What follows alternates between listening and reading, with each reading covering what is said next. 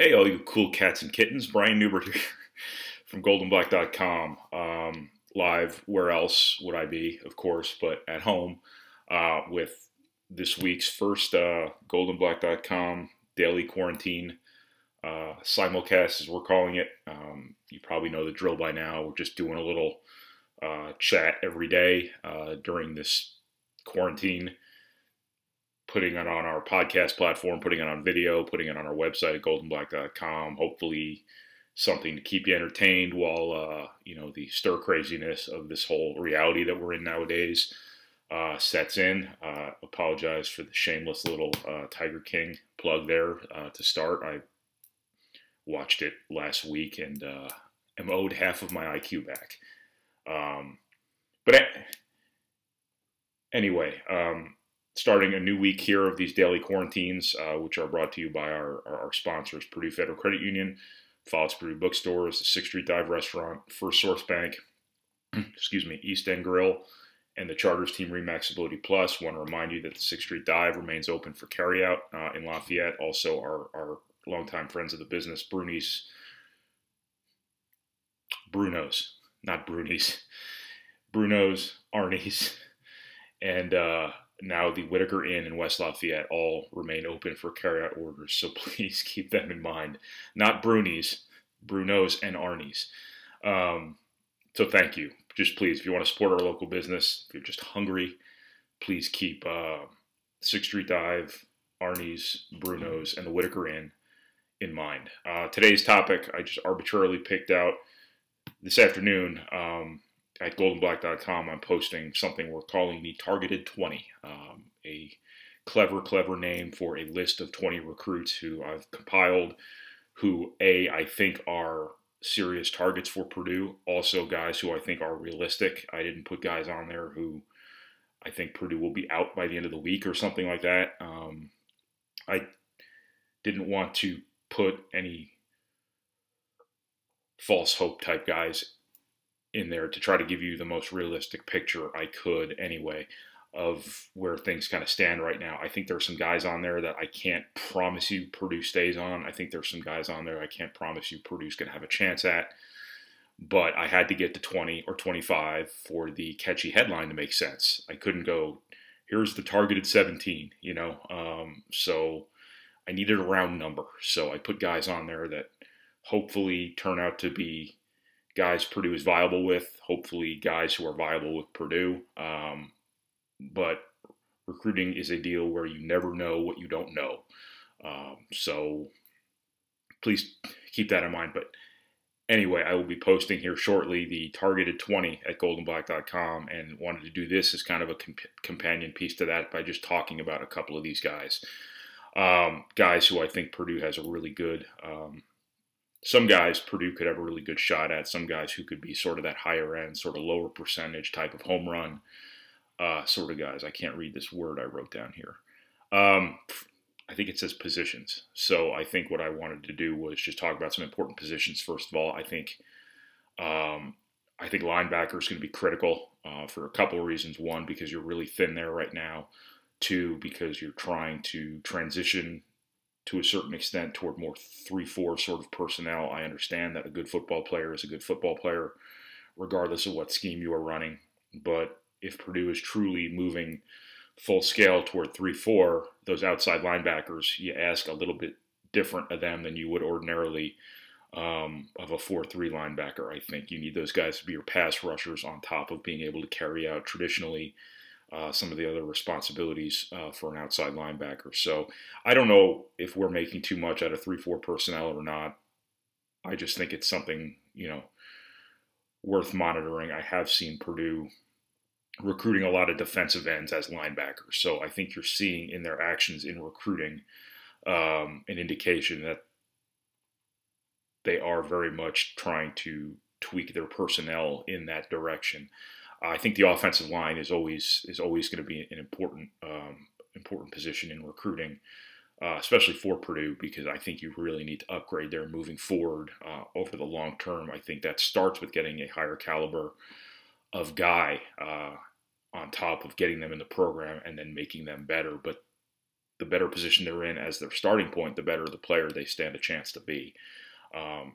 Jeff Brom is on record saying that's a position he's willing to oversign to make sure he has depth there, to make sure he has options to increase the percentages of getting the sorts of personnel that you need to have in there. And I think his actions have backed that up. I think Purdue, in the last class, signed a bunch of offensive linemen. I would have signed a couple more had the right guys fallen in place. So I think that's going to be a very important position in this class again. I think the secondary is still a position where Purdue wants to get a higher level of corner, wants to get sort of the right personnel there as well. I don't know where they are at defensive tackle, but if you are moving toward a 3-4 again, typically you want that really big sort of monolithic nose tackle. Lorenzo Neal and Anthony Watts aren't going to be here forever. Obviously, they're both winding down their Purdue careers. You have some decent young players in the program right now. I don't know if you have that 310-pounder that you can put in the middle of your defensive line at this point. I don't know if Lawrence Johnson can ever be that player. But that could be something that you try to find at some point. The 310-pound space-eating nose tackle who's athletic enough to be functional, that guy is hard to find. And everybody wants him. So that's one of the big questions that, I have personally about the 3-4. Can you go get that guy? Because he's hard to find and he's hard to get. And he's important. It just so happens you inherited Lorenzo Neal. That makes perfect sense for this final season where you are doing the 3-4, but can you replace him? How many Lorenzo Neals has Purdue had over the years? One, basically. In terms of being that 320, 330 pound, whatever he weighs, player who's quick, explosive, strong, the whole package. It's a hard player to get. So it'll be interesting to see where Purdue goes from a recruiting perspective in trying to find that player again. But I've rambled and rambled before I got to actual names here. Yanni Karlaftis, clearly. I think he's the most important player Purdue will recruit in this class for a lot of reasons. One, he's really good. Two, you need linebackers. Three, you have lots of natural inherent connections and advantages there. I think Purdue's in a really good spot there. I think they should be in a really good spot there considering all of the connections they have to him and whatnot. And again, the 4-star linebacker from West Lafayette High School is the most important player I think Purdue will recruit in this class. To Donovan McCulley, the quarterback from Lawrence North. Purdue has signed good quarterbacks under Jeff Brom for sure. Have they gotten that breakthrough national guy yet? I don't know. I think Jack Plummer was really good. I think Michael Lamo from New Jersey in this last class is very good. Donovan McCulley, might not have the Alabamas, might not have the Georgias, might not have the whoever else in terms of his recruiting profile, but he is one of Rivals.com's top 250 players nationally. He is a really impressive overall player, a really good overall athlete. Purdue has been looking the last few classes, obviously, for more of a dual threat sort of quarterback. Whether they've gotten him is debatable. I think Jack Plummer has some characteristics of that for sure. But whether or not you've gotten that true sort of dual threat quarterback that you might be looking for a variety of reasons, I don't know. I think Donovan McCulley checks a lot of boxes in terms of that perspective, but also he's one of the best quarterback prospects in the country, and he happens to be an hour and a half away. I think Purdue's done a really good job with him early on. I think they're going to have a real shot there, but we'll see. Kyron Montgomery at Pike, big, physical. I've seen this kid a couple of times live. He is a prototypical defensive end body type, exactly what you want. Long, tall, explosive, quick off the line. Purdue is recruiting him for one of its 3-4 outside linebacker pass rusher positions, which I wouldn't have thought when I watched him the 2 times live I saw him in the fall, but that must be a testament to Purdue's opinion of his athleticism, that they feel like he can play on his feet. Obviously, you're asking those positions to be primarily pass rushers and run stoppers, but also you do need those guys to drop back in coverage here and there too. So when your best pass rushers are also guys you're asking to drop back in coverage, that's they have to be a pretty special guy to be able to do that really well. And Purdue must be sold on his ability to do that. Who else is really going to be a big factor for him? I don't know. The Iowas, the Indianas, and whatnot are always going to be in there. Wouldn't surprise me if he gets some really high-end offers from here on out. I know Arizona State just offered him, suggesting, hey, things might be opening up nationally for him. But he is a really impressive prospect as a defensive end. Dalen Carnell next, the Ben Davis cornerback, who previously was in the Rivals 250, who I think fell out, not by any doing of his own, but he's that level of player too, even though he might not necessarily have that line next to his name at this point. This is a guy who Notre Dame offered early. This is a guy who is a national recruit basically as well, and he just listed the top 3 on Sunday of Purdue, Missouri, and West Virginia. Not exactly a murderer's row for a player that good. Purdue's gotten some Ben Davis kids here in the last couple classes. Elijah Ball, to name one, or I guess that might be the only one. The fact Indiana's not on there, the fact Notre Dame's not on there, would suggest that Purdue isn't going to have to beat the other local people for him. I don't know if the top 3 was the final 3. But you don't necessarily see Missouri come into Indianapolis and get a high-level kid over the Big Ten. You don't necessarily see West Virginia come into Indianapolis and get a pretty high-level kid over the Big Ten. You'd have to think Purdue has a real shot there. I mean, corner is a position where somebody can step in right away at Purdue, clearly, and that opportunity unto itself could be a difference maker for him. The offensive line. There were a couple of Purdue's already got Jalen Allstott, Van Devanter from Mooresville committed from the state, but Joshua Sales from Brownsburg and Zach Richards from Mooresville, both are guys who Purdue seems to be in a great spot with. Both of them have all the usual suspect offers, Indiana, Illinois, and so on. Josh Sales has been offered as well by Nebraska and Missouri. If I had to guess, Purdue is probably number 1 for both of those guys right now. Whether or not they can take both of them right away and have 3 offensive linemen committed before June 1st kind of remains to be seen. Whether or not things can kind of change from here on out once people get to start taking visits again. Whether these guys just decide they want to commit before taking other visits, I don't know. But Purdue's in a great spot with 2 of the best offensive linemen in the state. I can't say the 2 best linemen in the state because Blake Fisher, who's committed to Notre Dame from Avon, is the best offensive lineman in the state by a fairly wide margin, I think. But Purdue's in a really good spot to take basically a real bite out of a pretty good offensive line class in Indiana. It's Blake Fisher committed to Notre Dame. Luke Collinsworth from damn near Cincinnati is committed to Cincinnati now. And then there's Sales, Richards, and Allstott Van Devanter. Purdue would be positioned to get 3 of those guys if Sales and Richards are both guys Purdue winds up with. Kind of out of state, you always look at Purdue's comfort zone in Kentucky. And Jordan Dingle in Bowling Green, a 4-star tight end, and Tristan Cox, a linebacker from Pulaski County, are both guys that Purdue, I think, is going to be a real player for. Jordan Dingle is a guy who's going to have a national list of offers here, already does. Purdue will be one of the 5 in real contention for him, I'm quite certain. Important tight end class because you didn't sign one last year. You can go to kids now and say, hey, we didn't take one last year. We need a difference maker now. And that could really resonate with a Jordan Dingle, for example. He has a lot of connections to Purdue. Purdue's tight ends coach, Ryan Wallace's father, was the high school coach at Bowling Green High School for years. He's known Ryan Wallace for years, I'm quite certain. I know when his older brother Justice came to camps and on visits and whatnot, the Bowling Green staff typically was with him. That meant Ryan Wallace was coming with him. Justice Dingle ultimately went to Georgia Tech over Purdue.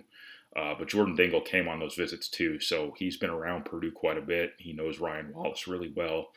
And I think that's really going to matter when all is said and done. And Purdue's a pretty big draw for tight ends, the way they use it in their offense. Tristan Cox, big middle linebacker type who, in a parallel universe, could be a guy who even moves into a pass rushing defensive tackle role. He's that sort of Brandon Villarreal, Brent Grover type of of of linebacker body type. I'm probably dating myself by dropping those two names, but hopefully you guys go back far enough to remember those guys. Two big high school linebackers who moved to defensive tackle at Purdue and turned out to be pretty good players.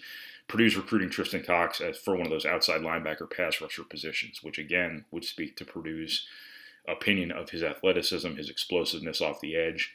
Really important positions for what Purdue on paper wants to do with this 3-4. If they're going full scale to 3-4 or not just using it as kind of a change of pace here and there. Clearly, the fact they're recruiting to it suggests this is the future of what Purdue wants to do defensively. Deion Burks in Belleville, Michigan. Purdue obviously is quite a draw for wide receivers. We've seen this time and again in recruiting. Deion Burks is a pretty highly regarded kid, again, from Belleville in the Detroit area, I believe. Purdue's done some pretty good things in Detroit. They've done some pretty good things with wide receivers. I think they're number one right now for Deion Burks. I think he has a May decision planned. He's a slot receiver type, and I think Purdue's sitting right there atop his list, and that could be an early commitment possibility. Purdue already has Preston Terrell from Brownsburg, Indiana, committed. This will be at least a 2 wide receiver class. I know you look at what Purdue has at wide receiver, and they're loaded there, and you ask yourself, how many wide receivers do they need? Well, when you look at how many of those guys have gotten hurt the last couple of years, and when you take into account the fact that you have some guys who are so good that they might not be 40-year players in college, I don't think you're ever going to see a class at Purdue where they don't sign at least 2 or 3 wide receivers, and this will certainly be the case. Deion Burks being another target, one Purdue sits in pretty good position with, and those are kind of the names that I wrote down for now as the real hot button sorts of guys. Marquise Irving from Chicago land, the suburbs, is a running back who I think from largely the beginning of the process has been one of Purdue's number one. You can't say one of their number one targets, either their number one target or one of their top targets. He's been one of their top targets, if not their number one target. I'm not really quite certain where they sit with him right now. I know they're going to be a player. I don't know who else is really at the top of his mind right now. I think Iowa, if they really turn the screws on him, they're always tough to beat for running backs, and they're really tough to beat in Chicagoland because that's a little bit of their recruiting comfort zone. But Marquise Irving is another one to keep an eye out. I don't know why I didn't write down his name, but I just thought of it. So that's kind of what I got here. It's going to be interesting in this class to see how Purdue is perceived. You know, they've done an unbelievable job. They did an unbelievable job for the first 2 years maintaining momentum in terms of staying at the forefront of people's minds, staying hot, staying cool. Obviously, Purdue goes 4-8 last year for a lot of reasons, not the least of which was an uncommon run of injuries. How do they get it back in recruiting? How do they get hot again? I think Purdue's off to a decent start in recruiting with the 3 early commitments they have. But obviously, Purdue is going to want to make some waves this season to convince everybody, hey, we're still what we thought you were before. This thing is still obviously headed in the right direction, you know, so on and so forth. That stuff is so important in recruiting. And you saw the dividends paid at the first 2 classes. And you would like to obviously get things back to where you are red hot again and reap the benefits in recruiting. That's what I got. So that's kind of a little bit of a companion to our goldenblack.com targeted 20 post that's going up here in a little bit. So from home, this has been Brian Neubert from goldenblack.com with our Monday Daily Quarantine Simulcast, brought to you by Falls Purdue Bookstores, Purdue Federal Credit Union, the 6th Street Dive Restaurant, First Source Bank, East End Grill, and the Charters Team Remaxability Plus. I want to remind you again, of course, the 6th Street Dive remains open for takeout in Lafayette, as do our longtime friends of the business, Arnie's and Bruno's, not Bruni's, as I said before, as well as the Whitaker Inn in West Lafayette. So please, if you're looking to support local business, looking to support our restaurants, looking to support OurGoldenBlack.com sponsors. Please keep them in mind. If you're just looking for damn good food, also, if that's not reason enough, the damn good food, please keep in mind 6th Street Dive, Arnie's, Bruno's, and the Whitaker Inn. So thank you, everybody. I appreciate it. And my screen went to sleep again. But I even put my computer to sleep. Can you believe that? Thanks, everybody. See you tomorrow.